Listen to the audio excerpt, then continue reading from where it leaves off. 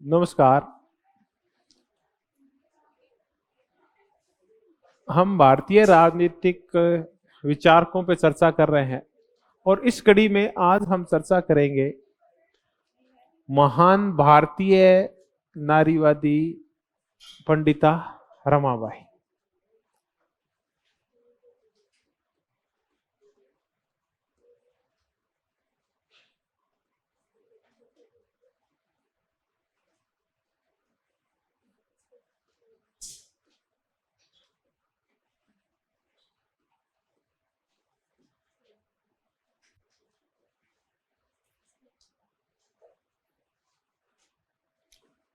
पंडिता रमाबाई, जिनके लिए हम ये कहते हैं कि ये भारतीय उदार नारीवाद की प्रेरक थी और जिनके लिए हम ये कहते हैं कि ये गुलाम भारत की आजाद महिला थी और जिनके लिए सरोजिनी नायडू ने ये कहा है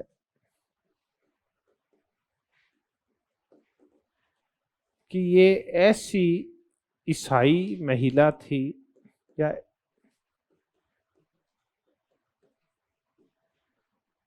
जो किस में गिनी जाएगी,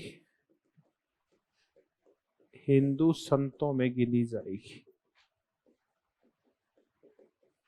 चलिए, अब आपको ये सारी चीजें धीरे धीरे समझ में आ जाएगी जैसे जैसे हम आगे बढ़ते जाएंगे। और किसकी चर्चा करते जाएंगे? सरोजिनी नायडू। सरोजिनी नायडू मूलतः मैसूर, जो कि कर्नाटक था, है, वहां मंगलोर में पैदा हुई थी। मंगलोर ये सब कहां है? कर्नाटक में। और ये एक प्रगतिवादी ब्राह्मण परिवार में पैदा हुई थी। इनका सौभाग्य कह लीजिए कि उत्तर वैदिक काल और उसके बाद से महिलाओं की शिक्षा को प्रतिबंधित करने के लिए यह कह दिया गया था कि अब वेद स्त्रियां नहीं पढ़ेगी। तो शुरुआत में जब भी शिक्षा की शुरुआत होती थी तो स्वाभाविक है कि उस समय धर्म ग्रंथों से ही शिक्षा लेते थे हम। तो चूंकि सबसे जो वैज्ञानिक जो धर्म ग्रंथ थे वेद, उनसे तो आपको हटा दिया गया है, इसका मतलब फिर बाकी बचा क्या? लेकिन इसके पिता ने एक अच्छा काम ये किया कि वेद, उपनिषद और सारे धर्म ग्रंथ और संस्कृत भाषा किसको सिखा दी? पंडिता रमाबाई को। तो पंडिता रमाबाई ने जब ये संस्कृत ग्रंथ पढ़े, उसी समय उसको ये देखने में मिला कि इन ग्रंथों में स्त्रियों के प्रति है वो उदात्त और अच्छे भाव नहीं है। बिना किसी तर्क के जगह जगह स्त्रियों को दोयम दर्जे का बताया गया है। खुद रमाबाई ये स्वीकार करती है कि आप अकेले मनुस्मृति को दोष मत दीजिए, क्योंकि आपने उसको ज्यादा पढ़ा होगा। आप किसी भी धर्म ग्रंथ को उठा के देख लीजिए, कोई भी हिंदुओं का संस्कृत में लिखा हुआ धर्म ग्रंथ ऐसा नहीं है जो महिलाओं को निम्न दर्जे का साबित नहीं करता हो, चाहे वो शारीरिक रूप से हो, चाहे वो आत्मिक रूप से हो और चाहे वो मानसिक रूप से हो। ये सब में यही भरा पड़ा है। आप कोई सा ही उठा के देख लो। तो रामायण जब उठा के देखते हैं तो हम कहते हैं कि जो चरित्र परीक्षण किया गया था वो राम का नहीं किया गया था। किसका किया गया था? सीता का किया गया था। और जो चीरहरण हुआ था वो किसी पुरुष का नहीं हुआ था, वो किसका हुआ था? वो महिला का हुआ था। तो जब कभी चीरहरण होता है, सतीत्व की परीक्षा होती है, तो हमेशा ही किसकी होती है? स्त्रियों की होती है, महिलाओं की होती है। तो कहीं क्या कोई भी ऐसा ग्रंथ नहीं है जिसमें महिलाओं को दोयम दर्जे का साबित नहीं किया गया हो और जिसमें पितृसत्तात्मकता और पितृश्रेष्ठता के भाव नहीं हो, जिसमें मेल सुपरमेसी नहीं हो, मेल डोमिनेंस नहीं हो। ऐसा कहीं भी कोई भी ग्रंथ नहीं है। तो ये शुरुआत से ही इसकी जो तार्किक और वैज्ञानिक बुद्धि थी उसमें ये भाव घर कर गए थे कि ये रूढ़ियां हैं, धर्म ग्रंथों में ये अंधविश्वास भरे पड़े हैं स्त्रियों के प्रति। तो विरोध तो इनके शुरू में ही था। ये दुर्भाग्य कहें कि ये जब 18-21 साल की हुई तो इनके माता पिता की डेथ हो गई, और उसके बाद ये मंगलोर छोड़ के और कलकत्ता चली गई। और कलकत्ता जाके उन्होंने फिर धर्म ग्रंथों का और अध्ययन किया, और वहां ये इतनी प्रकांड पंडित बनी संस्कृत की और भारतीय धर्म ग्रंथों की कि इनको पंडिता कहा जाता था। और ये पंडिता के साथ साथ इनको क्या कहा जाता था? सरस्वती, विद्या की देवी सरस्वती।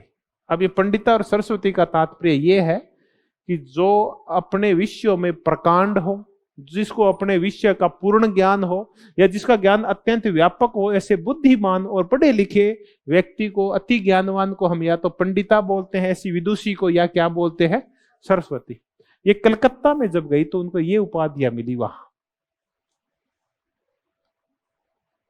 अब जब ये अपना सार्वजनिक जीवन जी रही थी कलकत्ता में, तब इनमें इन धार्मिक रूढ़ियों के प्रति, रीतियों के प्रति द्वेष भरा पड़ा था।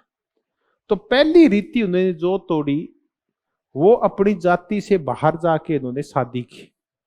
इसका तात्पर्य यह है कि ये तात्कालिक रूप से बहुत ही एडवांस महिला थी, इतनी व्यापक और आगामी सोच वाली थी कि ऐसे रूढ़िवादी समाज में जहां आज हम 150 साल बाद भी जिस चीज की कल्पना नहीं कर रहे हैं, वो काम 150 साल पहले किसने दिखाया? इसने। और कोई अवध बिहारी थे, कौन थे, उनके साथ उन्होंने शादी की। फिर ये इनका दुर्भाग्य था कि वो व्यक्ति वकील था, कितने साल जिंदा रहा? 2 साल। इनकी एक बेटी थी 2-1 साल की, तब ये डेथ हो गया था इनका। इसकी पति की डेथ होगी, बाद में इन्होंने शादी नहीं की। बाद में इन्होंने स्त्री मुक्ति के प्रयास शुरू कर दिए और कलकत्ता छोड़कर पूना चली गई। पूना में जाके और ये आर्य समाज के से संपर्क में आई और उनने आर्य कोई महिला समिति बनाई पूना के अंदर।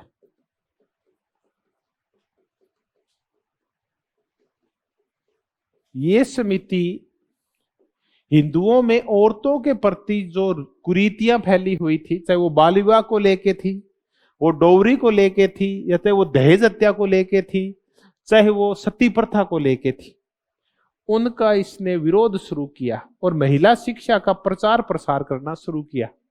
ये काम शुरू ही किया था क्योंकि ऐसी विदुषी जहां भी जाती है सबको पता चल जाता है कि महिला आ गई है, तो पुरुषों के कान खड़े हो गए। और ऐसे पुरुषों में था एक बाल गंगाधर तिलक। उसने विरोध शुरू कर दिया रमाबाई का और रमाबाई के समाज सुधार के कार्यों का। मजबूर होके और एक बार रमाबाई को काम रोकना पड़ा और रमाबाई 1886 के आसपास, 83-84 के आसपास ब्रिटेन चली गई और ब्रिटेन जाके उसने फिर वहां अध्ययन किया और वहां एक कॉलेज में वो संस्कृत भी पढ़ाया करती थी। जब ब्रिटेन वाला दौरा पूरा हो गया तो ब्रिटेन में इसने एक काम किया, इसने वहां जाके और हिंदू धर्म तो छोड़ दिया और कौन सा धर्म ग्रहण कर लिया? ईसाई धर्म ग्रहण कर लिया। ब्रिटेन से फिर अमेरिका चली गई और अमेरिका जाके और वहां उसने जो उच्च वर्गीय जातियों की जो महिलाएं विधवा हो गई है उनके कल्याणार्थ इसने पैसा इकट्ठा किया वहां से, अमेरिका से, और उसके आश्रम खोलने के लिए वापस भारत आ गई। भारत आई तो फिर भारत आके वहीं से ले गई वापस कहां? पूना। और पूना में फिर इसने इन विधवाओं के लिए एक आश्रम खोला, शारदा आश्रम। अब फिर वहां विरोध शुरू हो गया। अब ये विरोध ये था कि ये ईसाई बन गई है और ये क्या चाहती है कि इन जो विधवाएं यहां रहेगी उनको वो क्या बना देगी? ईसाई बना देगी। तो ये धर्म परिवर्तन का एक केंद्र खोला गया रमाबाई के द्वारा। खुद ईसाई बन गई और विधवाओं को भी ईसाई बनाई। खुद विधवा थी, औरों को भी, जितनी विधवा इकट्ठी करे सब ईसाई बने गया। तो फिर तिलक जैसे लोगों ने इनका क्या किया? विरोध किया। फिर उन्होंने इसका नाम बदल दिया और क्रिश्चियन मुक्ति सदन रख दिया। फिर इसका नाम रमाबाई रख दिया। फिर एक और कृपा सदन के नाम से और खोला। वो स्त्रियां जो देह व्यापार करती थी उनके लिए उन्होंने कृपा सदन खोला। फिर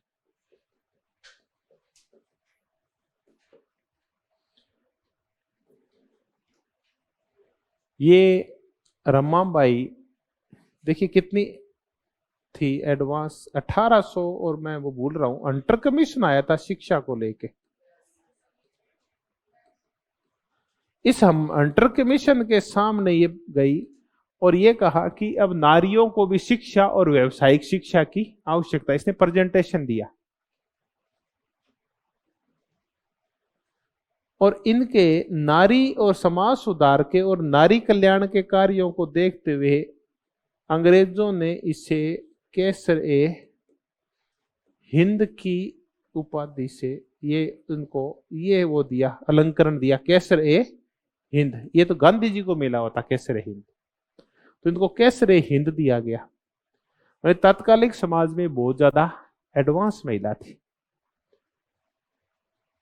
तो ये हमने पंडिता रमाबाई का जीवन देखा कि ये किस प्रकार की थी।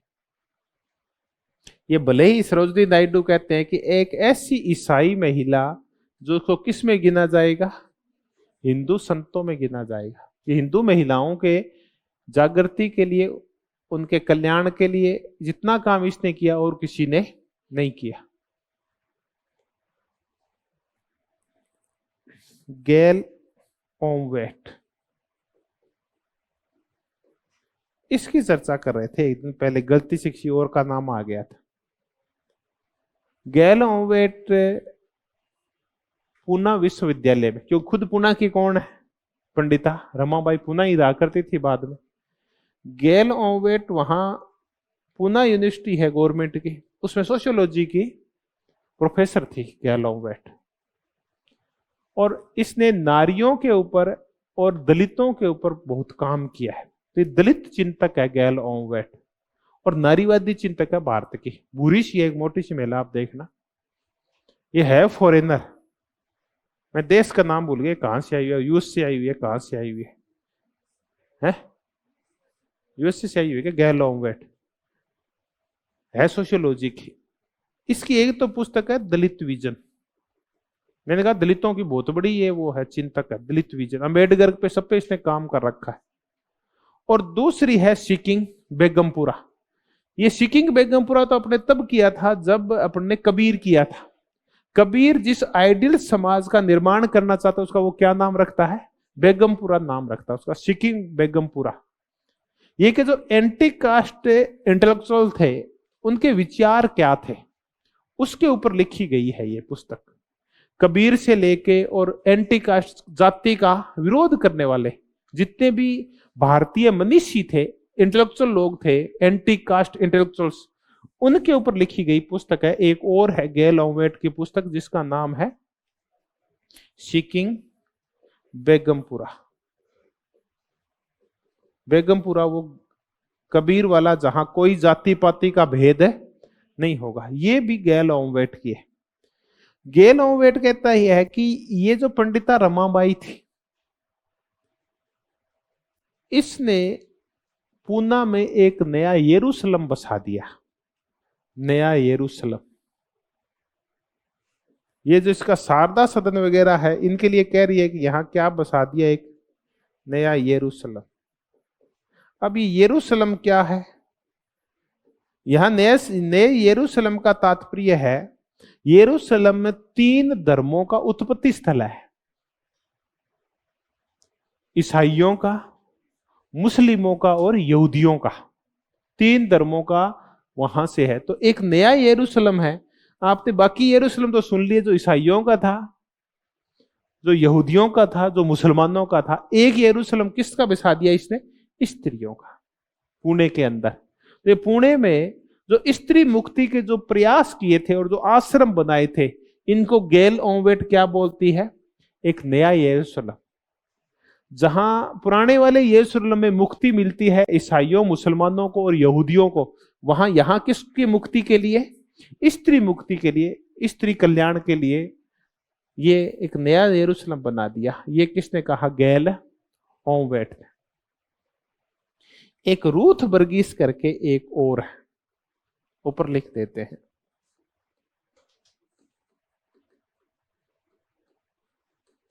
रूथ बर्गीस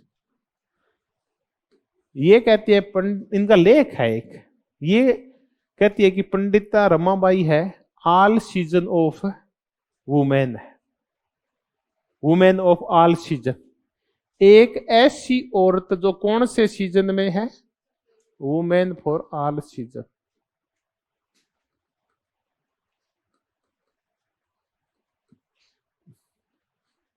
इसका तात्पर्य है एक ऐसी महिला जो प्रत्येक काल में प्रासंगिक हो। आज भी प्रासंगिक है और उस काल में भी प्रासंगिक थे। नारी कल्याण की जो चर्चा उसने उस टाइम की थी, वो नारी कल्याण आज भी उनकी आवश्यकता है। तो इसलिए वो उनको क्या बोलती है? Ruth Burgess women for all seasons बोलती है, women for all season. Gail Omvedt उनके लिए नया यरूशलेम खोल दिया स्त्री मुक्ति के लिए, जहां स्त्रियों को कितने कितने अच्छे अच्छे काम सिखाए जाते थे। ठीक है। और सरोजनी नायडू क्या बोलती है? ऐसी ईसाई महिला जो किसमें गिनी जाएगी? और ये हम कहते हैं कि भारत, गुलाम भारत की कौन है? एक आजाद महिला है। ऐसी थी पंडिता रमाबाई, जिसने नारियों के कल्याण के लिए बहुत सारा काम किया और पितृसत्तात्मकता का हमेशा ही विरोध किया। तो चूंकि पंडिता रमाबाई का बहुत बड़ा कोई योगदान नहीं है भारतीय राजनीति व्यवस्था में, लेकिन देखिए राजनीतिक जागृति तभी पैदा होती है जब पहले क्या किए जाते हैं? सामाजिक सुधार। पहले आप स्त्रियों को इस लायक बनाओ कि वो राष्ट्र के बारे में सोचने के लिए तैयार हो जाए। तो ऐसा कुछ काम, नींव इन्होंने जरूर भर दी थी। अब हम देखें कि इन्होंने नींव का लिए काम क्या किया था। तो आप तो याद रखें सरोजनी नायडू को, आप इनका जो शारदा सदन, माफी चाहूंगा आश्रम लिख दिया, इसका नाम था शारदा सदन। ठीक है, कृपा सदन, शारदा सदन। गैल ओवेट को याद रखें आप थोड़ा बहुत। इनकी उपाधि कौन सी मिली? केसरे हिंद की। और एक हंटर कमीशन याद रह जाए तो ठीक है। वुमेन फॉर ऑल सीजन ये लेख है, ये किसका है? रूथ बर्गीस का। अब इनके विचार प्रकट करते हैं कि नारियों के बारे में, नारी कल्याण के बारे में और पितृसत्तात्मकता को लेके इनके विचार क्या थे, हम उनकी चर्चा करें। एक ये किताब याद रखना, कौन सी? सिकिंग बेगमपुरा, दलित विजन, गैल ओवेट, रमाबाई।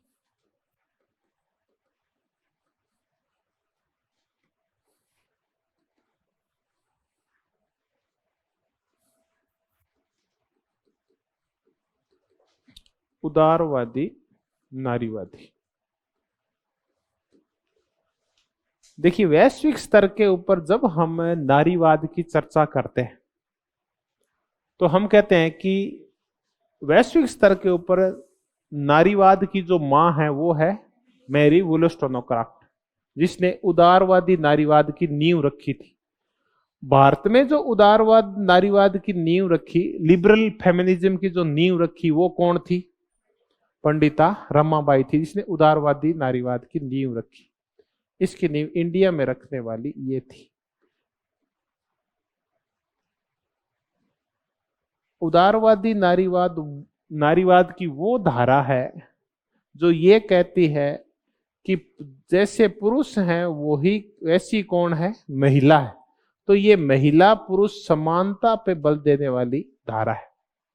ये कहती है कि महिलाओं को भी वो अधिकार मिले जो पुरुषों को मिले हुए, उनको भी शिक्षा का, आत्म विकास का, आत्म कल्याण का, संपत्ति का, कार्य करने का, सारे वो अधिकार जो पुरुषों को मिले वो किसको मिले? महिलाओं को मिले। ये है उदारवादी नारीवाद, जो किसी भी प्रकार के सामाजिक असमानता और लैंगिक भेदभाव को स्वीकार नहीं करता। पुरुषों और स्त्रियों को समान मौके मिलने चाहिए। ये है उदारवादी नारीवाद। ये कहते हैं कि औरतों को 3 प्रकार के अधिकारों की आवश्यकता है। एक आवश्यकता है शिक्षा की, एक है ये अपने खुद अपने ऊपर होता है ना, आत्मनिर्भरता की। और तीसरो इनको जरूरत है किसी न किसी प्रकार का कार्य सिखाने की, काय की कार्य कुशलता की। शिक्षा होगी, कार्य कुशल अगर वो हो जाएगी तो अपने आप ही क्या हो जाएगी, वो आत्मनिर्भर हो जाएगी। क्योंकि महिलाओं की गुलामी का, उनके दुखों का मूल कारण ये होता है कि वो क्या नहीं होती, आत्मनिर्भर नहीं होती। तो आत्मनिर्भरता के भाव जिस दिन महिलाओं में पैदा हो जाएगा, उनका कल्याण हो जाएगा। और ये तभी आएगी जब उनको शिक्षा मिलेगी और उनको कार्य कुशलता मिलेगी। तो ये हमने उनके वो विचार देखे जिनका संबंध किससे था, उदार नारीवाद से था। पितृसत्तात्मकता का विरोध।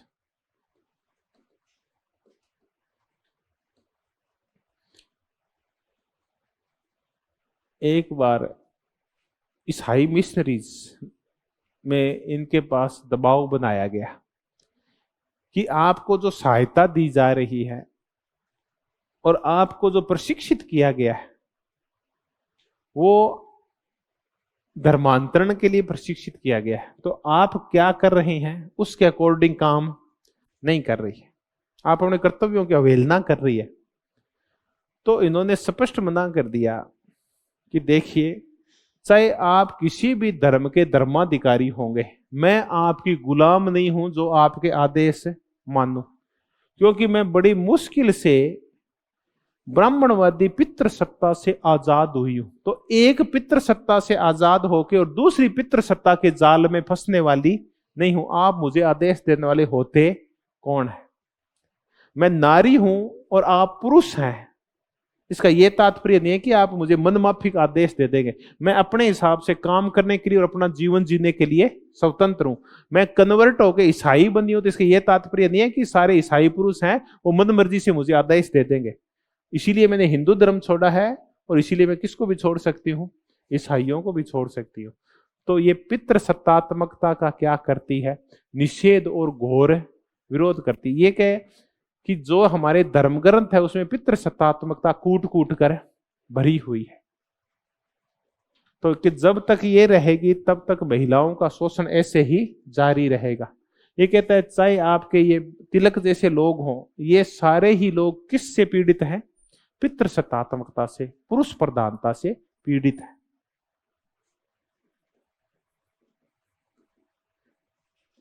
समाज सुधार, ये बहुत बड़ी समाज सुधारिका थी। चाहे स्त्रियों का बाल विवाह हो, चाहे दहेज को लेके हो, चाहे स्त्रियों के सती प्रथा के कोई कानून हो, उनके लिए इन्होंने बहुत काम किया था। और इनकी एक बड़ी फेमस पुस्तक है high caste women of Hindu, कि जो हिंदुओं की हाई कास्ट महिलाएं हैं उनके हालात क्या हैं, उनके ऊपर उनको किस किस शोषण से गुजरना पड़ता है, उनके ऊपर कितने प्रतिबंध है। मैंने आपको पहले भी सुनाया हुआ था। मैं ये देखने चला गया, ये जयगढ़ और नाहरगढ़, नाहरगढ़ में वो महल बने हुए हैं 9 जैसे, आपने देखे हैं क्या? तो हमने क्या किया कि एक आप ध्यान रखें, कभी भी 200-300 रुपए लगते हैं जहां कहीं भी देखने जाए ना, तो जब इतने पैसे खर्च होते हैं ना तो खाना पीना कम कर लो, गाइड को जरूर करो आप। गाइड आपको वहां की बहुत सारी नई नई बातें बताता है और आपसे चर्चा भी करता है, वो आनंद भी आता है। तो हमने, मेरी पत्नी ने कहा ओहो अठराणिया का कितनी मौज होती है, एक रानी को ओ मेल, एक रानी को ओ मेल, एक रानी को ओ मेल। अठे नहा ले अठे पग धोने खातर देखो कितनी सोहनी जगह है, अठे नहाने खातर जगह है, ओ आगो तालाब सो है। ठीक है, मैं आऊं तो जना कमरों के आ जाऊंती, बाहर आ जाऊंती। तो वो था ना, वो गुजर था जो हमारा गाइड था, वो कहे भाई साहब बात यह है कि ये मेल है, ये बाठा गाय देखने में अच्छा लगा है, बेटा कैद होती। और उनकी पूरी जिंदगी कहाँ गुजर गई? इन छोटे छोटे कोठरियों में गुजर गई। क्या उन्होंने खुला आसमान तक ढंग से नहीं देखा था। ठीक है, इनका आसमान निश्चित था, जो यहाँ है ना ये कमरा और इससे बाहर जाके इतना ही था, बाकी फटकती नहीं थी, बाहर जाती भी थी। चारों तरफ से पालकी क्या होती थी? पैक होती थी कि रानी किसी को दिखाई नहीं दे जाए और रानी किसी को देख है न ले, ऐसी जिंदगी जी है। और तू कह रही थी रानी की मौज है, बोला तेरो बना दे ऐसी रानी। तो बोला मुझे ऐसी रानी नहीं बनना, मर्जी आती है वहां जाती हूँ, खाती हूँ, पीती हूँ, पूरा आसमान तो देखती हूँ, तो मुझे ऐसी रानी नहीं बनना। तो मैं ये कह रहा था कि अपन ये कहते हैं ना हाई कास्ट जो वुमेन होती है वो आनंद पाती है, आनंद नहीं पाती, ये सिर्फ गुड़िया बन के रह जाती है। तो कई बार तो मैं ये सोचता हूँ कि इन औरतों से तो वो औरतें अच्छी है जो किसानों की है, वो कम से कम मुक्त गगन में उड़ान भी भरती है, और पुरुष 3-5 करता है तो उसकी ठुकाई भी कर देती है, वो तो बलशाली हो जाती है खेत में काम कर करके वो। तो किसानों की औरतें इन हाई कास्ट वुमेन से कितनी ज्यादा सुखी पाती है। तो ये कहते हैं कि कितना दुख पाती है, इसको लेके उन्होंने ये पुस्तक लिखी है। तो ये बहुत बड़ी समाज सुधारिका थी नारियों के लिए। उस टाइम में जो इतना रूढ़िवादी समाज था, इसने बहुत कुछ किया था। अब आ गए दलित। देखिए ये अकेली नारियों के बारे में नहीं सोचती कि दलितों के बारे में सोचती थी कि जितना शोषण इस हिंदू समाज में पितृसत्तात्मकता की वजह से औरतों का होता है, उतना ही शोषण हायरार्कियल और अस्पृश्यता की वजह से किसको सहन करना पड़ता है? दलितों का। वो कहता मैं तब महसूस कर सकती हूं जब मैं स्त्री हूं, क्योंकि हमारे साथ जितना शोषण होता है ऐसा ही शोषण किसके पास होता है? दलितों का। तो ये कहता है इस समाज की ये जो कुरीतियां हैं अस्पृश्यता वाली, हायरार्की वाली और ये पितृसत्तात्मक वाली, ये दूर करनी होगी। तो ये दलित उत्थान की भी समर्थक थी।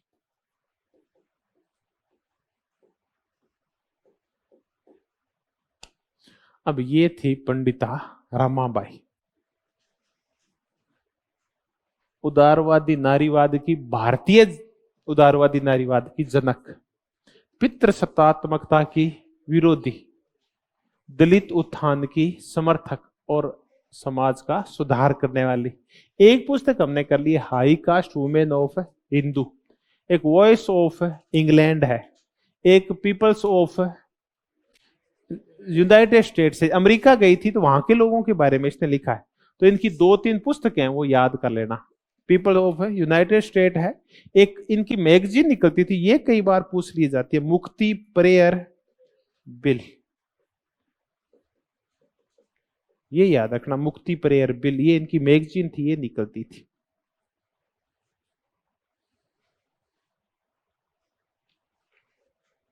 तो ये पुस्तक याद रखना, high caste women of Hindu. विधवाओं के लिए, पृथकताओं के लिए, गरीब महिलाओं के लिए इसने बहुत सारा काम किया था रमाबाई। तो ये रमाबाई थी। वाकई में अगर उस दृष्टि से सोचे तो वाकई में गुलाम भारत की कैसी महिला थी? ये आजाद महिला थी। इतनी उस टाइम की इतनी एडवांस महिला कि जिसके माँ बाप नहीं थे। आपको उसने क्या कर दिया कि जिसके माँ बाप नहीं थे, 20 साल की माँ बाप कर गए, खुद जाके कहां पहुंची? कलकत्ता। और वहां से पढ़ पढ़ा के और व्यवस्था करके कहां पहुंच गई? ब्रिटेन पहुंच गई। तो इसका तात्पर्य अगर अपन दृढ़ निश्चय कर लें तो अपन भी कुछ भी कर सकते हैं और कहीं भी पहुंच सकते हैं। ये था मुद्दा। धन्यवाद, बहुत बहुत धन्यवाद।